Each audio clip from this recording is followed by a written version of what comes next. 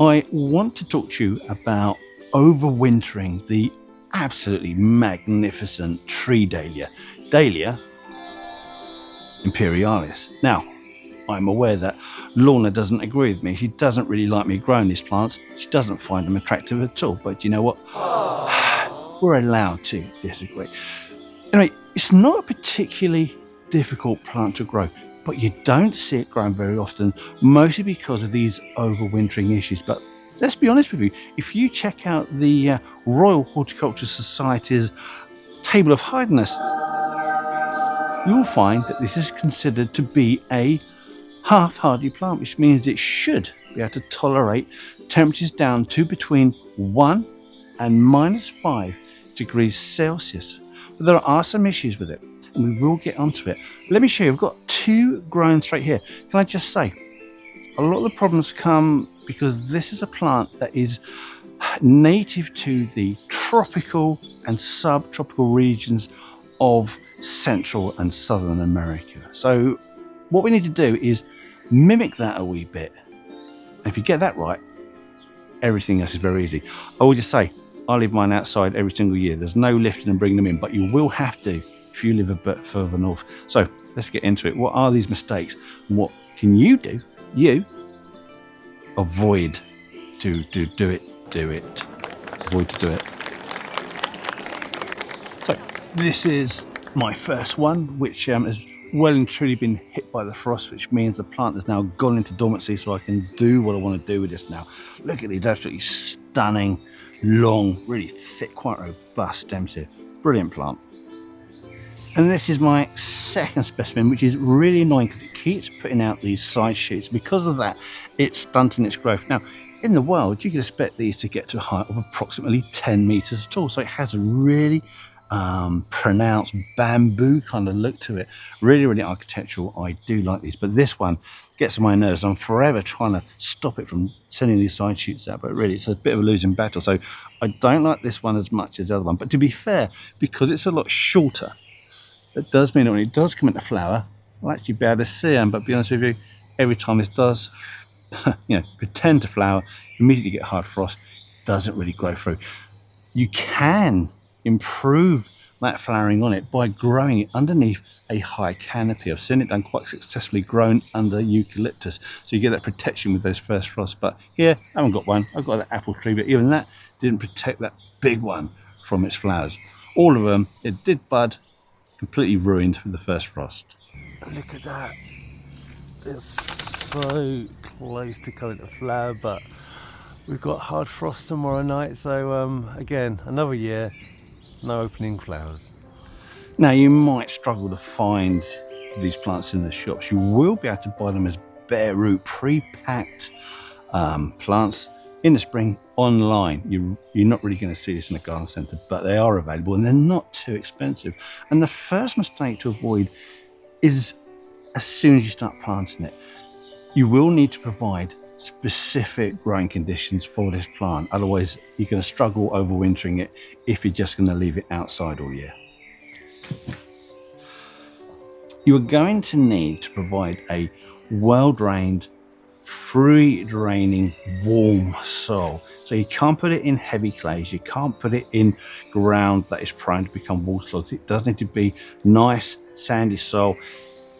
You can improve your soils if it's not particularly well drained by adding in plenty of organic matter, digging in plenty of horticultural grit. That will help, that will add those valuable air pockets for water to pass through. Equally, you can plant it in a raised bed. You can do that. Again, very well drained, or plant it at the top of a hill so you know that the water's going to come down. Now, I suppose it is possible to grow these in a pot, but the thing is, the roots get so big, it's a very tall plant. Like I say, 10 meters tall these can get to. So you're going to have a really wide, quite thick, robust root system. So if you're going to plant it in a pot, that pot is going to be absolutely massive.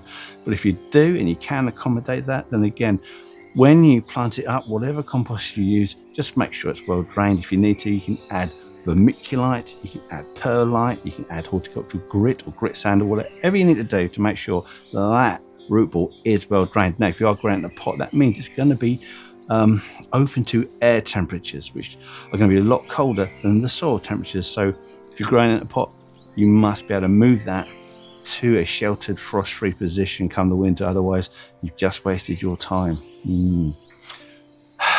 Right, what's the next problem?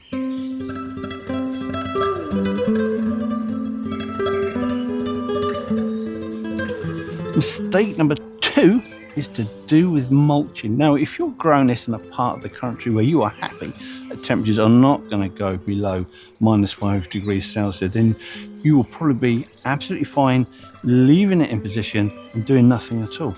But if you are a bit risk averse, like myself, then you could leave the roots in place, but add a protective mulch known as a dry mulch. Now here I like to use bark chips or mini bark chips, and I apply a thick layer about 2 to 3 inches on top of where the roots are. And you will need to come out quite a way because those roots will travel. You could be looking at about a meter in diameter.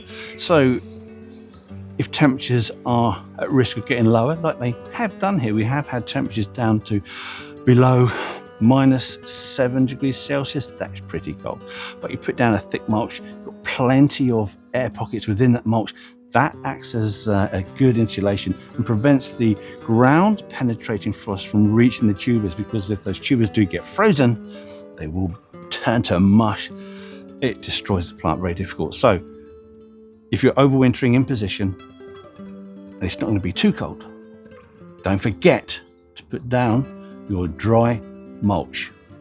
It's an excellent piece of advice. Oh, hold on a minute. If you're finding this video useful or even just mildly amusing, then don't forget to click the thumbs up, press on that subscription, and if you want to be notified of whenever we release a new video, then click on that notification bell. It helps us more than you know, and it allows us to do stupid visits like this in the future. Anyway, let's continue to find out what old boiled butt has to say. Put my bloody glasses back on. Too hot, too sunny. It's too lovely. Say you are growing your tree dahlia in the ground, you are further north, you're not growing it in a pot, and you have no choice but to lift the roots and overwinter them in a frost-free position simply because you know it's going to be too cold for those roots to get damaged. Well then, yes, you can lift them.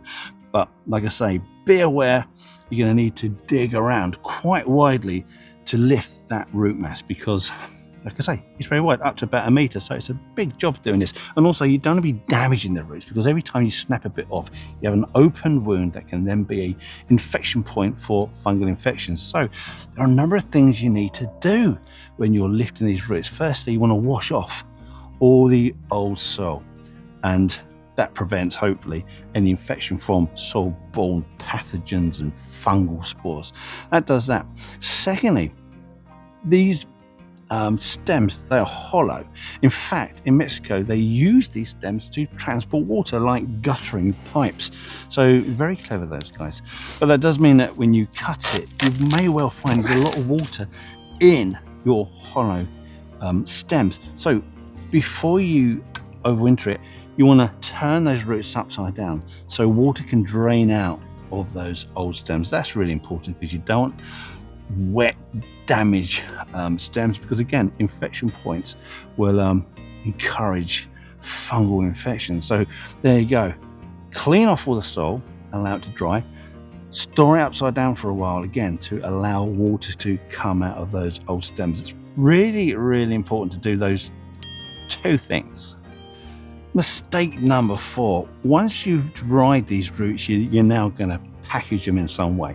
Firstly, avoid storing them in plastic containers, because you can get condensation, which again increases the risk of fungal infection. You want to draw it in something quite dry, but not so dry that it will desiccate the root system, because if it dries out over your winter period, you have a dead root system, or if it's a little bit alive, it's going to take a while to build up to a decent size. Now, personally, I like to just repot them on into a compost, a standard multi-purpose compost. Use a fresh bag, because shop bought bag compost is heat sterilized, so you know there's no pathogens, infections or anything horrible in there, so it's sterile. And again, whatever you're putting it into, make sure that is sterile. Keep it on the dry side. Keep it somewhere quite cool, somewhere between 1 degree and 5 degrees, but out of a frost position. So you're not going to bring it in your house. You're not going to keep it in a heated garage. You probably can't keep it in a greenhouse unless you're quite far south, simply because you don't want it freezing. Like I say, you don't want it too warm, because again, they can dry out. So keeping the root system is viable. Keep it not bone dry, but you want to keep it just enough moisture so that those roots don't themselves dry out. I know it's a fine line, but you understand what I'm saying. Now, for mistake number 5, I'm going to give you 2 mistakes. The first is to forget or not be aware of or just not do a dusting of flowers of sulfur.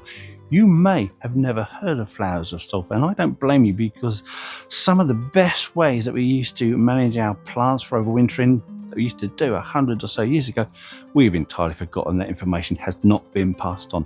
Flowers of sulfur is a natural fungicide, and you should use it to dust any broken, damaged or cut ends of your tubers, and just literally dust a little bit around anyway. Prevents botrytis, prevents other fungal infections taking hold and damaging your roots. Because if you're lifting a lot of dahlia roots in general and you're not putting down flowers of sulfur, then there's a good chance you're going to lose a number of these things. And nowadays, these aren't cheap. These are quite expensive plants. So that's that one, flowers of sulfur. Remember that. Second one is to, if you potted it on like I would have done with dahlias, you start to get your new growth in the spring. You can't just put that out in its final position. You're going to have to harden it off, because it's been grown soft under glass. It's not going to cope with direct sun. It will just scorch all that soft growth. So that soft growth has to be hardened off. To do that takes 7 to 10 days of bringing it out in the shade, putting it back in before it gets direct sun on it, then day by day give it a little bit of sun, a little bit more sun, a little bit more sun. Don't put it out in midday sun when the sun is at its strongest.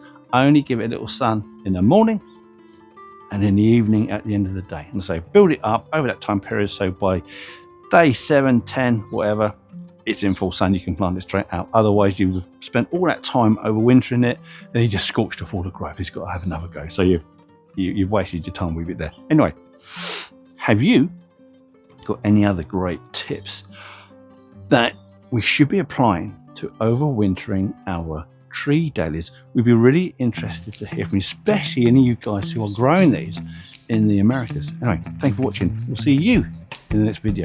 Goodbye. Right, now, just before you go, if you want to see more content, more behind the scenes stuff, and images that I've taken of some weird freaky plants over the years, then you're in luck, because we've created an Instagram page. So you can find the link in our description. You can find the link on our main page, and if I'm clever enough, I might be able to get a link somewhere up there. Anyway, thank you for watching, and if you want to see more YouTube stuff, then check out this video here. That's quite a good one. And if it doesn't float your boat, then another one right there. And enjoy these while I've still got the strength, imagination and aptitude to make them. Thank you for watching. Goodbye.